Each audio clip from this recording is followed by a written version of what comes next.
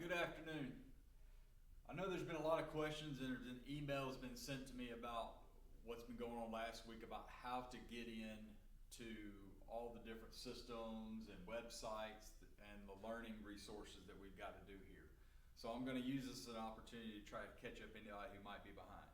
At this point, I have about 84, 85 students who have logged on. I've got a bunch more to go, but hopefully this will bridge the gap between the ones who have logged in and ones who have not logged in, so everybody can get involved, because it's really hard to exist with our virtual learning unless you are logged in.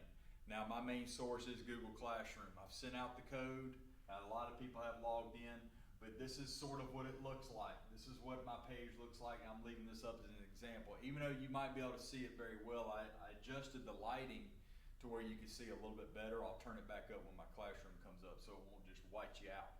But this is a lot of what it looks like. This is my assignment that I put in last week on August 20th. It's worth 100 points. It's got parts of vocabulary, but also an anticipation set. The anticipation set is sort of a pre-unit list of questions that's going to get your student thinking. It's going to get you thinking, whoever's watching this. It's going to get them thinking about what we're going to be talking about in the next week or two, which our topic right now is Earth interactions. Okay, we're going to be studying the cycling of water, oxygen, nitrogen through the ecosystem to organisms. That's going to be the main objective.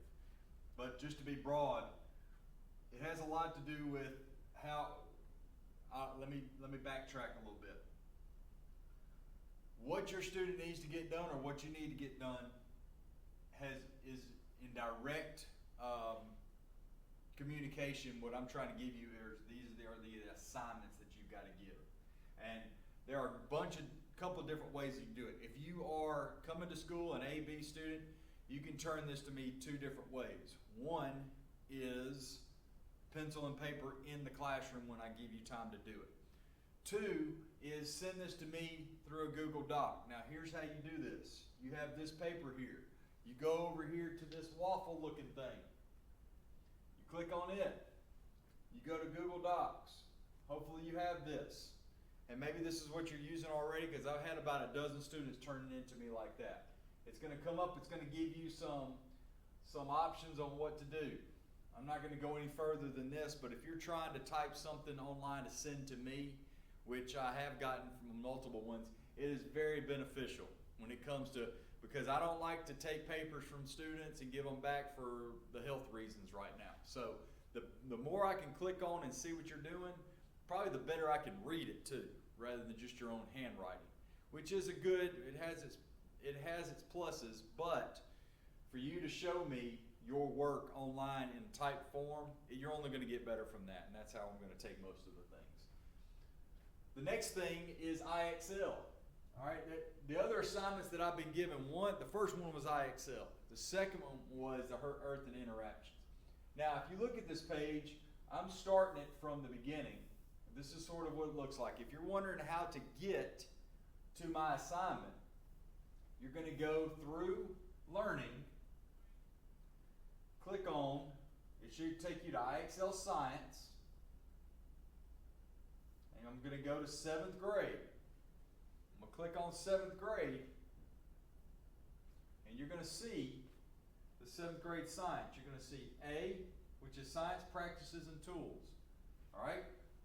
What we're going to do from there, and it's reading it right now, I think I accidentally clicked it. We're supposed to be doing A.1 and A.2, which you see are starred here, and I've got graphs there because people have been doing them. If your student has not done them, they have until tomorrow to complete it. I'm going to check for completion and answer any questions that I can, but we're about 3 or 4 days in with each student. I want to make sure we're off and running with that. All right, so that's an easy way to get to that part. All right, complete those works. We'll do them in class and as we go.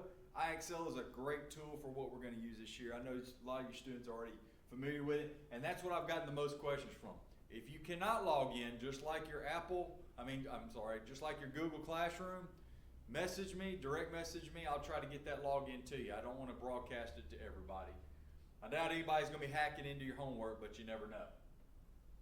And the last part today is one of the apps that we're going to use in class. I've been allowing your students to use their phones until the internet's up in A building.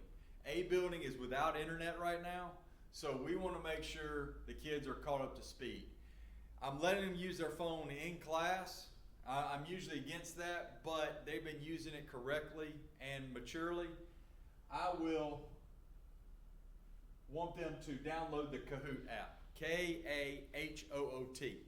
If you download that app, it's going to be an interactive game, quiz thing that we can do it toward the end of class as a review or the start of a unit. It's been very beneficial. I've really enjoyed it. We've already used it multiple times in class. All your student has to do is download the app, pretty easy to do. They type in a PIN number and it links them in. Their name can come up on top. If they don't want their name up there, they can use a nickname that nobody would use.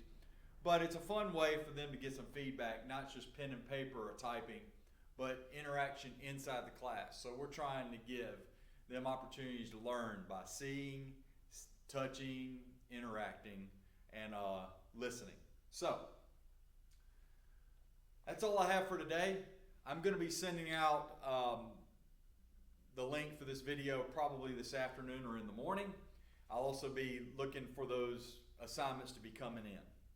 If anybody has any issues, go through the Google Classroom, direct message me, student, school status, whatever you need to do. I go through my emails probably a little bit during activity from 8:30 to 9 o'clock, and if I have time at the end of class, and definitely after 2 o'clock to 3:30, which is right now.